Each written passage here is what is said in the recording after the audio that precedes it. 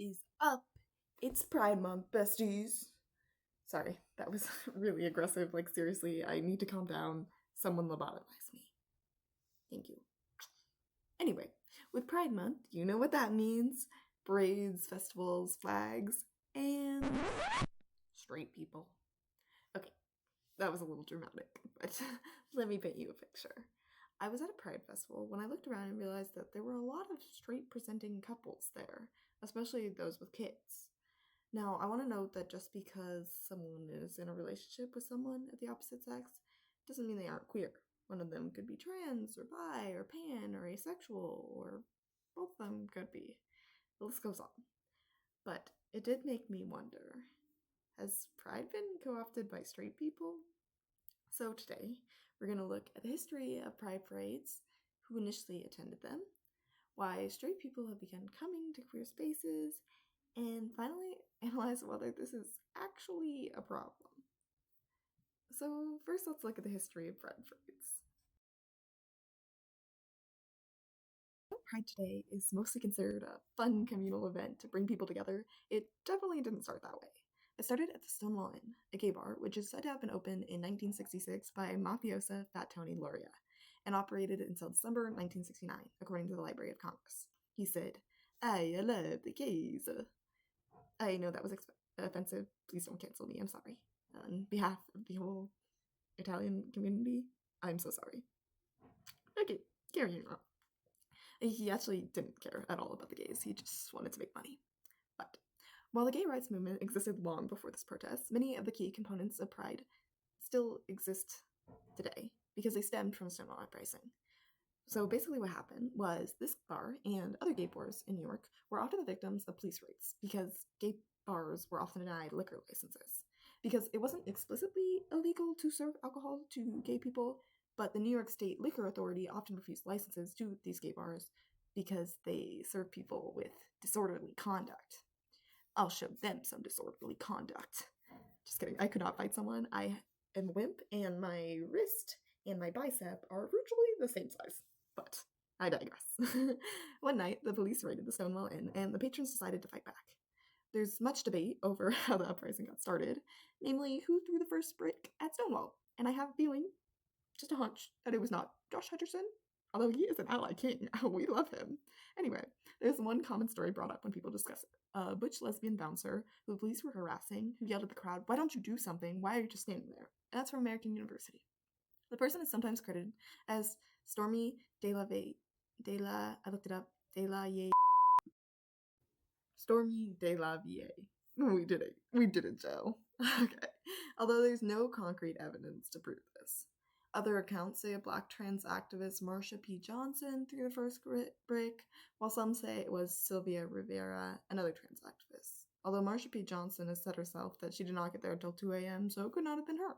But, anyways, a New York Times video said that people at the Stonewall riots recounted that they don't even remember bricks being thrown, that they remember throwing stones, and could not think of a place where people would have accessed bricks, but they do know where people access the stones. So maybe there weren't even bricks thrown. But regardless, after the spark, people began forming kick lines, throwing stones and bottles, and even using a parking meter as a battering ram. This protest, which lasted 7 days, was a significant moment in LGBTQ community's history, and is still remembered today. The next year, Los Angeles and Chicago had parades to commemorate the uprising, with new cities joining every subsequent year. Eventually, the parades became the widespread event that it is today, celebrating the queer experience. The Stonewall Uprising, from everything I can find, because it was at a gay bar, was primarily gay and trans people, but I did find some accounts of straight people who were deeply involved in the beatnik community and anti-war movement who did come to gay bars, who were at the Stonewall Uprising, according to PBS. At the first Pride parades, it seems like a similar situation where straight individuals who were in alternative communities sometimes participated in these parades, but I couldn't find any detailed accounts of this, so I'm not actually sure. So, what's it like today? What changed that it used to just be gay and trans people at this, and when did it change? Honestly, I can't pinpoint exactly when straight people started attending Pride, but I imagine as being queer has become more socially acceptable, straight people started coming. I don't know exactly what makes them want to come. I can hypothesize a few reasons though. Wanting to be an ally, have fun, feel safe in an open minded progressive space, and support their friends or family who are queer. But there definitely might be more ulterior motives, like hooking up with people or treating it like a big party to get super drunk. Say it with me. Only gay people can get blackout at Pride. I'm gatekeeping it right now. So sorry, but not that sorry.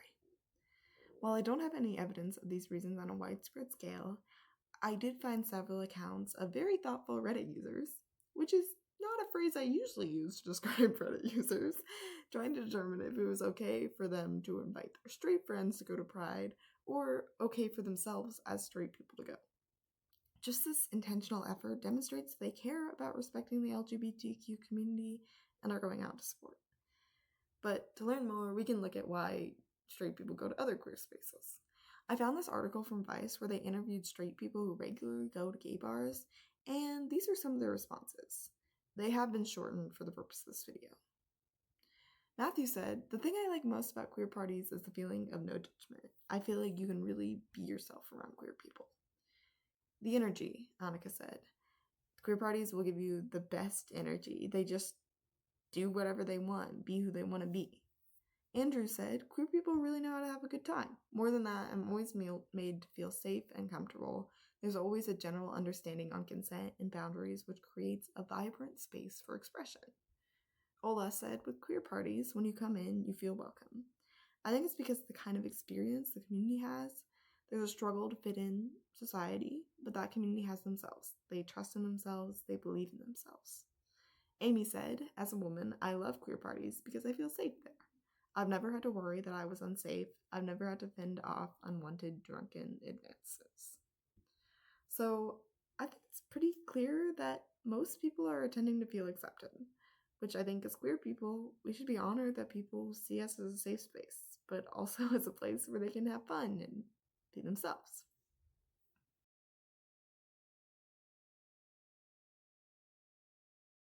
So, is this a problem? We've looked at why straight people come to Pride, but what are the actual implications of this? Should straight people be there?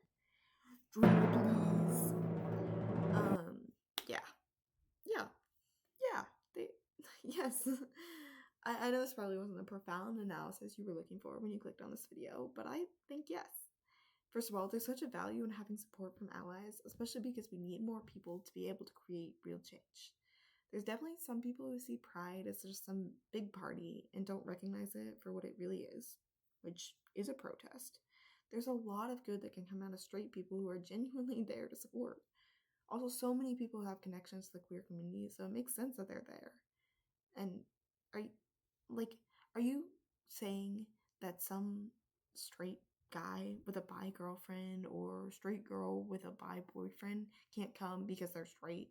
Or parents of queer children, you're going to tell them they have to stay at home because it's just for the LGBTQ community? And also, how do you police this? Do people have to show their gay card to a bouncer? Like on the street, they have to wait in line to make out with a man or woman to prove their gayness. But it's impossible to identify someone as straight by looking at them. And they might identify as straight now, but be questioning their sexuality or their gender identity and be using Pride as a place to explore it. I think the only place where straight people at Pride is a problem is if they're trying to overshadow queer people. Like, straight people, just don't make it about you, and we will be happy to have you there. Pride is still a queer space where the LGBTQ community can feel safe, even with straight people there. I think it's also a sign of progress being made. It was so hard to find evidence of straight people at earlier Pride parades because straight people did not even want to associate with the queer community, and now straight people are happily coming to support. That's amazing. That's awesome. We should be celebrating that. Also, one last note, please, straight guys, stop going to gay bars to hit on women. They're probably gay or came to the gay bars to escape you. So, please don't do that. Okay, thank you. Yep, good talk. I'm just gonna leave you with these words from Reddit user Andy_Hartman, who said, I personally think gatekeeping is one of the biggest issues. Straight people should be welcomed with open arms at Pride as allies. Any other stance just creates more of a divide, I feel, especially because it could be eye-opening to them. I attended 2 prides as an ally, which helped me accept my transgender identity. Seeing the community up close, NYC Pride of all places just hammered home the fact that this is the place where I belong. Gatekeeping has no place here. Smiley face, heart. Very cute. And I think great analysis. So with that, thank you for watching and listening to me yap about being gay and pride, which is kind of my whole personality. Like seriously, I'm every conservative's worst nightmare. But thanks again, and I'll see you guys in the next video. Bye!